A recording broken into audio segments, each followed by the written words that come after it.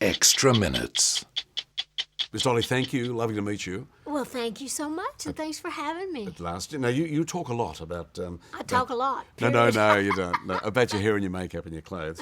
How long did it take you this morning to look so beautiful? Well, thank you for saying that, but it didn't take long at all because I did my own makeup early. I always, if I'm going to go out in public, sincerely, the least I can do is tidy up a little bit in case you get caught or you had an accident or somebody had to come. I wouldn't want to get arrested for indecent exposure.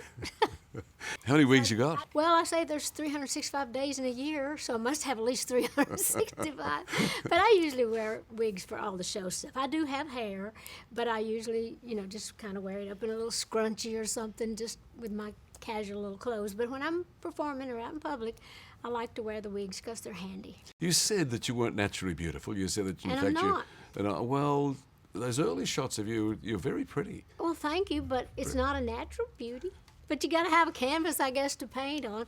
I'm not a striking beauty, and I know that. I guess that's always one of the reasons I always like to wear too much makeup. I always wanted to be prettier. I always wanted to be more. Again, can I just say that those early photos I've seen of you as a very pretty girl, I just wonder where that point was where you decided you needed cosmetic surgery and all these additives. What was there a moment? Was there something that said... well, it's just, I'm the same as I am right now. It's like you think, you get a few little bags under here and you're going to be on camera.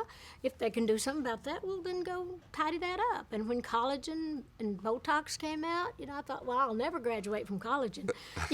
That's just too good of a thing. It's just natural protein where they kind of smooth out your wrinkles.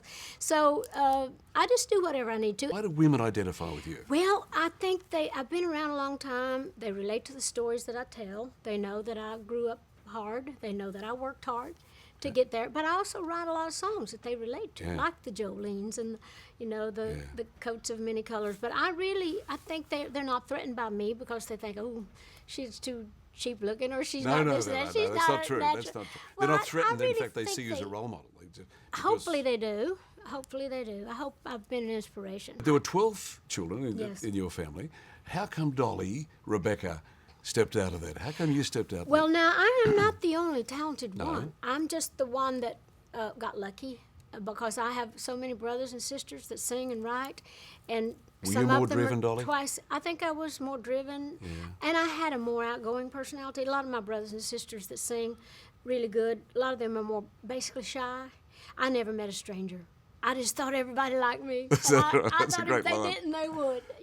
I thought, well, because I liked everybody. I was a good kid. I just really believed that it was meant to be. What did the kids at school say? What did your girlfriends say at school when you said, look, I'm going to be a star? Did they say, yeah, sure? Well, some did. A lot of them were jealous. A lot of them thought I was, it was a joke. Like even like when I was in high school, when I got up and said, some were saying, I'm going to do this, I'm going to do that, I'm going to become a nurse. This is graduation. Yes, Yeah. and then I said, I'm going to Nashville to become a star. And there was giggling and, laughter amongst the crowd. But I'm sure now, I look back on that at the time, it kind of embarrassed me and hurt my feelings. But looking on that now, why wouldn't they? Because that was a pretty big dream. A lot of those were probably parents that just probably thought it was funny or got a kick out of somebody dreaming that big. I don't know.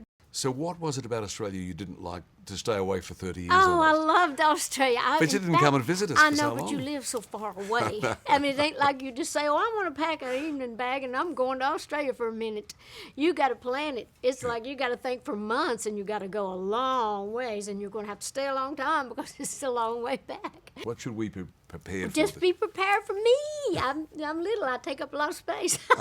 You be prepared for my buses. Maybe that's what Kenny Rogers meant. I take up a lot of space because I have all these buses and trucks and airplanes.